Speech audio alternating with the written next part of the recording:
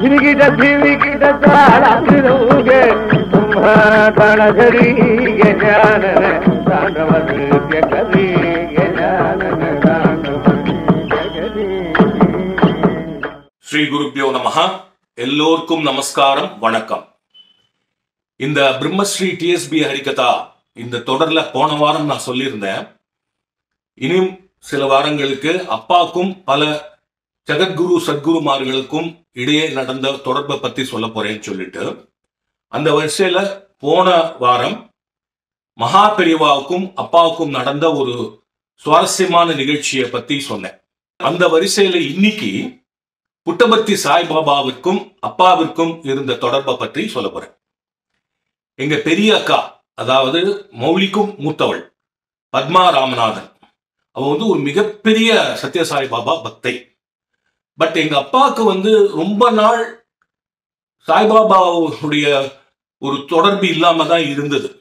பரிச்சயம் இல்லை அப்பாக்கும் பாபாக்கும். ஒரு சுவாரஸ்யமான நிகழ்ச்சி நடந்தது. பெங்களூர்ல ஒரு பெரிய பாபாவோட பக்தை சாய் மாதா அப்படின்னு தெலுங்குல ஒரு புக்லெட் பாபாவை பத்தி எழுதியிருந்தாங்க. அத சென்னையில இருந்த பாபாவுடைய பக்தர்கள் படித்துவிட்டு, இது ரொம்ப நல்லா இருக்கே, இத தமிழ்ல டிரான்ஸ்லேட் பண்ணணும், தெலுங்குல எழுதின அந்த நெறி கொஞ்சம் கூட குறையாமல், பக்தி ரசம் கொஞ்சம் கூட குறையாமல் தமிழ்ல யாரு டிரான்ஸ்லேட் பண்ணுவான்னு தெரியலையே, சரி பாபாட்டியே கேட்டுலான்னு சொல்லிட்டு அவங்க போய் சத்யசாய்பாபா கிட்ட இதை இந்த சாய் மாதா புக்கை தமிழ்ல டிரான்ஸ்லேட் பண்ணோம், யாருன்னு எங்களுக்கு தெரியல, யார் பண்ணுவா அதை நல்லா அப்படின்னோடனே, பாபா மெட்ராஸ்ல பாலகிருஷ்ண சாஸ்திரின்னு ஒருத்தர், அவர்கிட்ட போய் கொடுங்க, அவர் நல்லா பண்ணி தருவாருன்னு சொன்னான். திடீர்னு ஒரு நாள் அந்த பாபா பக்தர்கள் அந்த புக்லெட் எடுத்துன்னு அப்பாட்ட சத்யசாய் பாபா உங்களை இந்த டிரான்ஸ்லேட் பண்ணி தர சொல்றாருன்னு, அப்பாவுக்கு பெரிய ஆச்சரியம். சத்யசாய் பாபாவுக்கு பாலகிருஷ்ண சாஸ்திரின்னு ஒருத்தர் இருக்காருன்னு தெரியுமா? அது அந்த ஆச்சரியத்தோட அப்பா அந்த வேலையை எடுத்து செவ்வனே செய்து முடித்தா. ஒரே ஒரு ரிக்வஸ்ட், இதுக்கு ஒரே ஒரு பிரதிபலன் என்னன்னா, என்ன பாபாட்ட ஆஷின் போய் பரிச்சயப்படுத்தணும் அப்படின்னு கேட்டா. அதே மாதிரி அந்த புக்கு நல்லபடியாக வெளிவந்தது. அப்புறம் அப்பா பெங்களூர்லயோ இல்லை ஹைதராபாத்லயோ எங்கேயோ இருந்த போது அங்க பாபா கேம்ப்ல இருந்தார். அவங்க நேரம் போய் அப்பா பாபாவை பார்த்தா, அவர் ஆசீர்வாதம் பண்ணி அவர் விபூதி வரவழைச்சு கொடுத்தார். அந்த விபூதியை கொண்டு எங்க அக்கா பத்மா ராமநாதன் கொடுத்தோன்னா அவளுக்கு புலகாங்கிதம் அடைந்தாள். இப்படிதான் அப்பாவுக்கும் பாபாவுக்கும் ஒரு தொடர்பு ஏற்பட்டது. சுந்தரம் அப்படின்னு இப்ப கூட பாபா கோவில் இருக்கு கிரீன்வேஸ் ரோடு பக்கத்துல. அது அப்போ கட்டு முடித்த புதுசு. அது நாங்கள் அப்பொழுது இருந்த ராஜா அண்ணாமலைபுரம் ஸ்ரீனிவாச அவென்யூக்கு ரொம்ப பக்கம். ஸோ எப்பெல்லாம் பாபா அந்த சுந்தரத்துக்கு வராரோ அப்பெல்லாம் எங்க அக்கா எங்க வீட்டுல தங்கிடுவோம். ஏன்னா கார்த்தால ராத்திரி டைம் பார்க்காம அவ அங்கேயே தான் பாபா கிட்டே தான் இருப்போம். அப்போ அந்த சாயந்தர வேளையில என்னன்னாக்க, அந்த கிரீன்வேஸ் ரோட்ல கொஞ்சம் இருட்டா, ஆள் நடமாட்டம் கம்மியா இருக்கும்.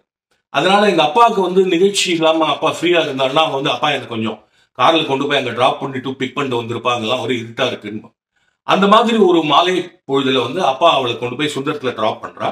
அப்பா நீ வாயேன்னா, இல்ல இல்ல நான் வரல, நான் அங்க வந்தேன்னாக்க என்ன சுத்தி எல்லாரும் நின்று நமஸ்காரம் பண்ண ஆரம்பிச்சிருவா, அவர் இருத்த மாதிரி அது நடக்கிறது அவ்வளவு நல்லது இல்ல, நான் கார்லயே உட்காந்துட்டு அவர் பேச்சை கேட்கிறேன்னு சொல்லிட்டா. நீ முடிஞ்ச உடனே வா, நான் பிக்கப் பண்ணிட்டு போறேன். ஸோ அங்க ஒரு இருட்டு மரத்தடியில அப்பா காரை பார்க் பண்ணிட்டு இன்காக்னிட்டோ தான் இருக்கிறது தெரியக்கூடாது தலையில முண்டாஸ்லாம் கட்டின்னு உட்காந்துட்டு இருக்கா. அங்க பக்கத்துல சுந்தரம்ல சாய்பாபாவுடைய லெக்சர் ஆரம்பிக்கிறது. கேட்டு கேட்டு பரவசம் அடைகிறா. இவ்வளவு விஷயங்கள் தெரியுமா அவருக்கு, இவ்வளவு விஷயங்கள் தெரியுமா, அதுவும் இவ்வளவு எளிமையா சொல்றாருன்னு அப்பா பூரிச்சு போய் கேட்டுனே இருக்கா. அந்த லெக்சர் முடிஞ்சு அவர் கிளம்புறார் அப்படின்ற ஒரு சிக்னல் கிடைக்கிறது.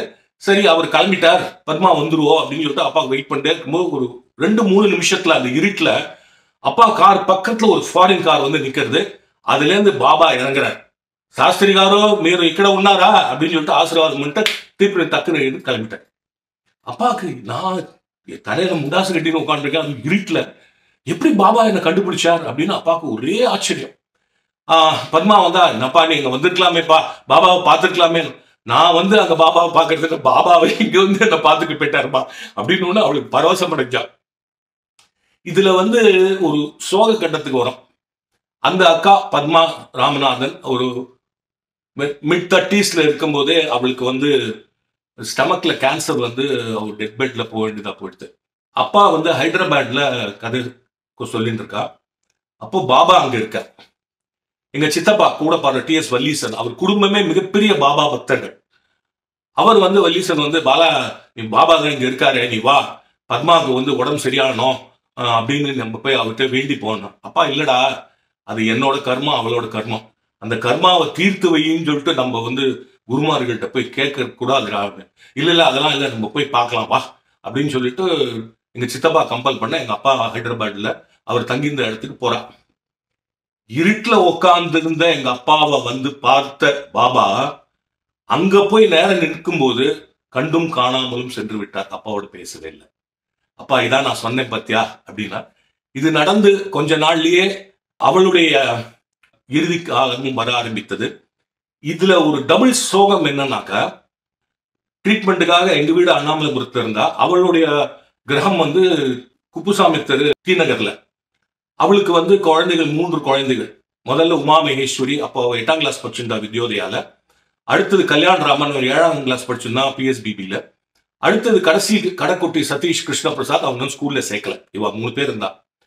இதுல என்னாச்சுன்னா, அந்த உமா மகேஸ்வரி வித்யோதயா ஸ்கூலுக்கு பரீட்சைக்காக கிளம்பிட்டு இருக்கும்போது பாத்ரூம்ல எலக்ட்ரிக் ஷாக் அடிச்சு she passed away. அந்த சோகம் எங்க அப்பாவுக்கு பேத்திய பறி கொடுத்த சோகம், எங்க அக்கா டெத் பெட்ல இருக்கும்போது தன்னுடைய பெண்ணை பறி கொடுத்த சோகம். இதுல இருந்து அவங்க எப்படி மீண்டான்னா அது பாபா தான். எங்க அக்கா கடைசி மூச்சு வரைக்கும் கையில பாபா பாபா பாபா பாபா போட்டோதையா வச்சிருந்தே இருப்போம். அவ உயிர் பிரியும் போது கூட அப்படியே பாபா தலையில வச்சிருந்துதான் உயிர் பிரிந்தது. அவ்வளவு பெரிய சோகத்தில் இருந்து எங்களுடைய குடும்பமும் எங்க அப்பா மெயினா மீண்டு வருவதற்கு பாபாவுடைய பக்தி தான் மிகவும் உறுதுணையாக இருந்தது என்றால் அது மிகையாகாது. வித் திஸ் ஃபியூ வேர்ட்ஸ் இப்போ நம்ம அப்பாவுடைய தியாகராஜ சரித்திரத்திலிருந்து ஒரு பகுதியை பார்க்கலாம். சுவாமிகளுடைய கீர்த்தனத்தினுடைய விசேஷமே இதுதானே. அவர் பல்லவி அனுபல்லவி சரணங்களிலே ஏற்பட்டிருக்கிற பாவம் எங்க அனாதிருஷ்யமானது. பல்லவியிலே ஒரு கேள்வி, அனுபல்லவியிலே அதுக்கு எதிர்ப்பு, சரணத்திலே முதல் சரணத்திலே அதுக்கு சமாதானம் ஆரம்பம், சரணத்திலே 2வது அடியிலே அது உபசம்ஹாரமான தீர்ப்பு. இப்படி வச்சுட்டு தர்க்கசாஸ்திர ரீதியில தானே கீர்த்தனங்களே. கேட்கிற போது ஏ வன்னி கோராமா ஜென்மி வெல்சவாலயு ஸ்ரீராம ஏ பர்ணிகோ. எதுக்காக என்ன பிறப்பிச்சே? ஏண்டா தியாகராஜா, ஏண்டா இப்படி இருக்கேன்னு கேட்கிறேடா சுவாமி.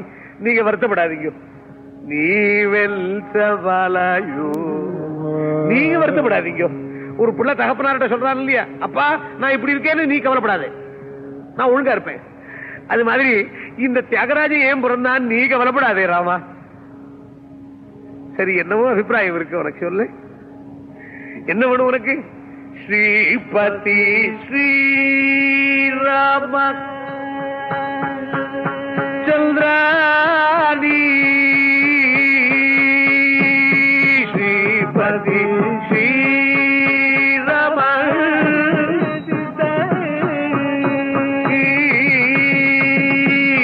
சீதாராணி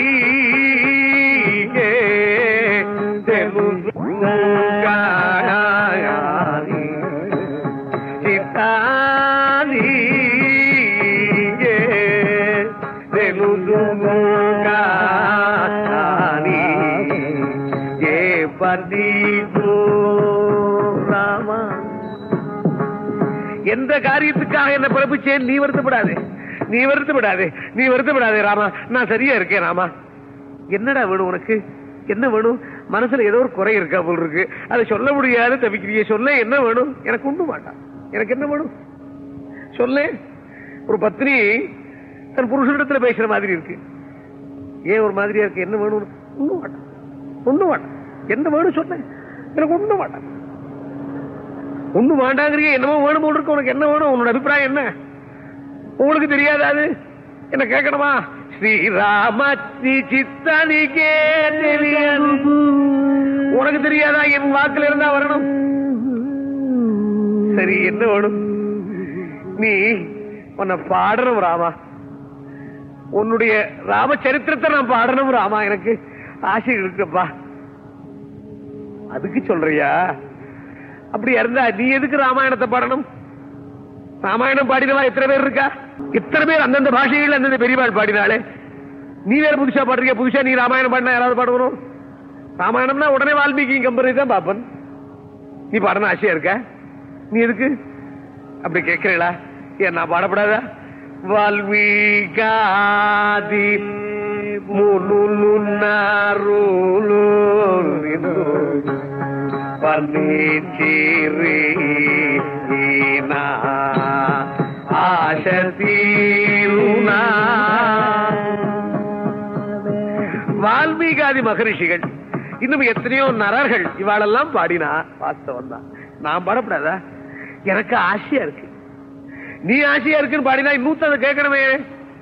நான் புதுசா ஒரு ராமாயணம் எழுதிருக்கேன், நீங்கள் எல்லாரும் பாராயணம் பண்ண வேண்டியதுதான். யார் பாராயணம் பண்ணுவா? இவன் வீட்டுல கூட ஒருத்தர் பாராயணம் பண்ண மாட்டான். அப்படி சொல்றியா? அப்ப சொல்லு, நிஜமா பாரு. ஒன்னு உண்டு ராமா. தத்வக்விசர்கா ஜனதாக விப்ளவः யஸ்மின் பிரதிஷ்லோகமபத்தவத்யபி நமன்யனந்தஸ்ய யசங்கிதன்யபி சுகசுகா மிருதங்கதாளம் ஜதகூர்த்தி சொக்கஜேயுதிருணெவளோ. மிருதங்க தாளங்களோடு கூடவே சொகசாக சேர்த்து அப்படியே நாதமயமாக ஆக்கி ஒன்ன மறக்க செய்யணும். நீ வேற ஒண்ணு நினைக்க முடியாது, பண்ண முடியாது, வேற நினைக்கப்படாது. நீ அது மாதிரி பண்ண முடியுமா? அந்த தீரன் யாரு? கில்லியா இருக்கான் ஐயா.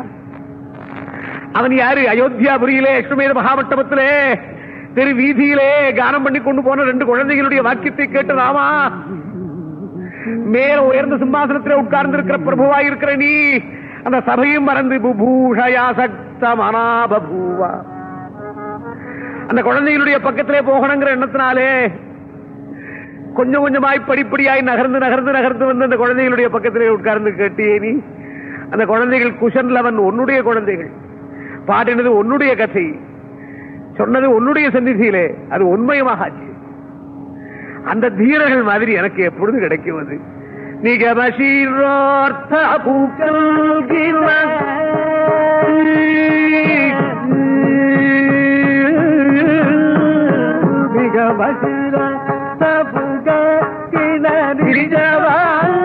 அப்பா அவருடைய பாட்டை கேட்கணும்னு வந்தேன், நீ பாடு. அவர் கேட்கத்தான் பாடுற பொழுது மெய்மறந்து போனார். இங்கேயே இன்னைக்கு ஆதித்யம் வச்சு கொள்ளணுமே, ஆகட்டும் காவேரிக்கு போயிட்டு வரேன்னு போனார், வரல. சாயங்காலம் வரைக்கும் காத்திருந்தாரு, வரல. பெரியவா வரேன்னு சொல்லிட்டு வரலன்னா ஏதோ தோஷம் கண்ணில் பட்டிருக்கணும். நம்ம வீட்டுல ஏதோ ஒரு அஸ்ரத்தையோ ஆலசியமோ என்ன தோஷமோ என்னமோ தெரியலையே துக்கப்பட்டு இருக்கிற சமயம் சாயங்கால வேளை. அன்னைக்கெல்லாம் தான் சாப்பிடல, தூக்கமும் இல்லை, விழிப்பும் இல்லை, சொப்பனமும் இல்லை, 3 அவஸ்தைகளும் சேரும்படியான சமயம். அதவை மானிக சுராசுரசய உசேஷய நிஜாலோகன முகுளன சந்திரிகோல்லாசன பூர்ண சந்திர பிரவாகத்திலே நாரத மகர்ஷி தெரிஞ்சாருங்க. ஹே தியாகராஜா, பகவான பாடக்கூடியதான எந்த சக்தியோ அதை உனக்கு கொடுத்தேன். சுகசுகா மிருதங்க தாளமு ஜதகூர்ச்சி சொக்கச்சேயு தீருடு. உன்னுடைய கிரகத்துக்கு வந்தவன் நானே. உன்னுடைய சங்கீதாமிர்தத்தை பானம் பண்ணின பிறகு இன்னொன்று வேண்டியதில்லை எனக்கு. நான் கொடுத்திருக்கிற ஸ்வரார்ணவங்கிற கிரந்தத்தை எடுத்து பாரு, உனக்கு வேண்டியதான லட்சணங்கள் அதிலே தெரியும். ஓடினார் ஸ்ரீநாரத முனி குருராயகல்வி நாளு தபமோ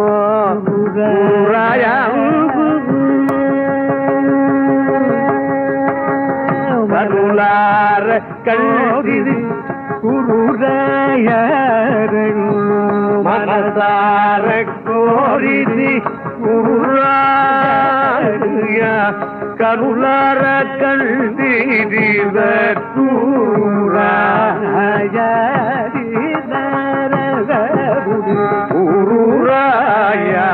கல்வி தபமோ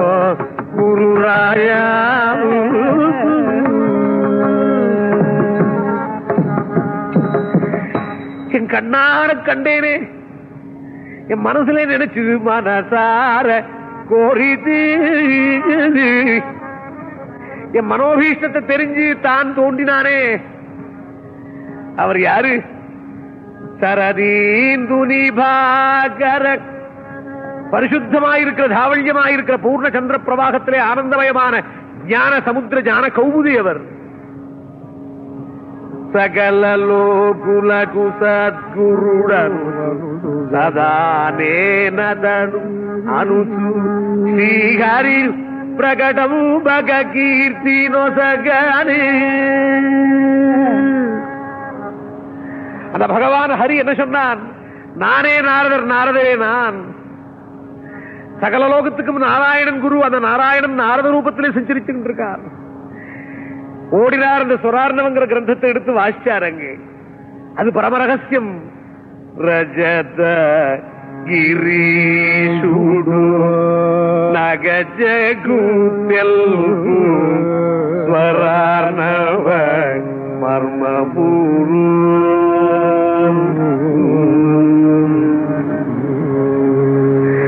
பார்வதிக்கு பரமேஸ்வரன் சொன்ன ரகசியம் இன்னைக்கு வெளியாயிடுச்சு. அவ சத்திமதிகள், அவ தனியா ஒருத்தர் பேசின்ற விஷயத்தை இப்படி ஊரெல்லாம் தெரியும்படி ஆயிடுச்சது.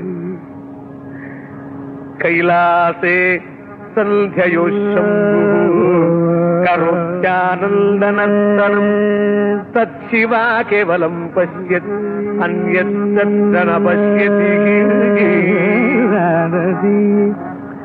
அந்த சம்புனுடைய நடனத்தை பார்வதி ஒருவனுக்குத்தான் தெரியுவது.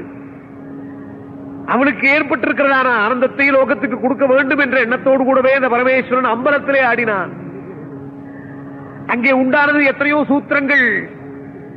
பாணினி வியாக்கரணத்தை எழுதினாள், பதஞ்சலி யோக சூத்திரத்தை தேடினார், பரதர் திவ்யமான சங்கீத சாஸ்திரத்தை கொண்டு வந்தார். அங்கே அது ஏகாந்தமாய் சொல்லி இருக்கிறதான அநாகதம் ஆகதமாய் வெளியே வந்தது. அந்தர்முகமான நாத வித்தை எனக்கு வெளியிலே வந்தது. ஆகாஷ சரீரமு பிரம்மமரே ஆத்மாராமி தாசரி சூது.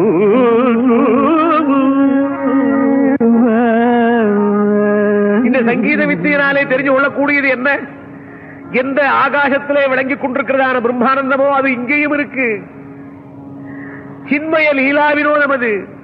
வெளியே சப்தஸ்வரமயமான சங்கீதம், உள்ளுக்குள்ளே ஓங்காரமயமானது. இந்த ஓங்காரமே சப்தஸ்வரமாக உண்டாச்சு. தரரிக்ஸாமாதுலல்லோ வரகாயத்ரி ஹிருதயமுல சுரபூசுர மானசமுல.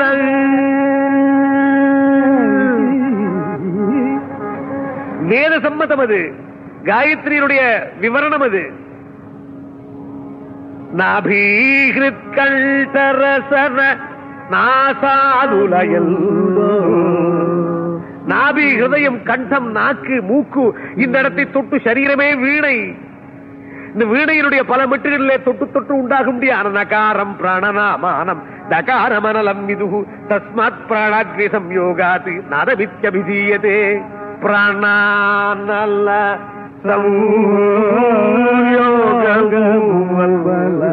பிரணவநாதமு சப்தஸ்வரமுலை பரங்கே.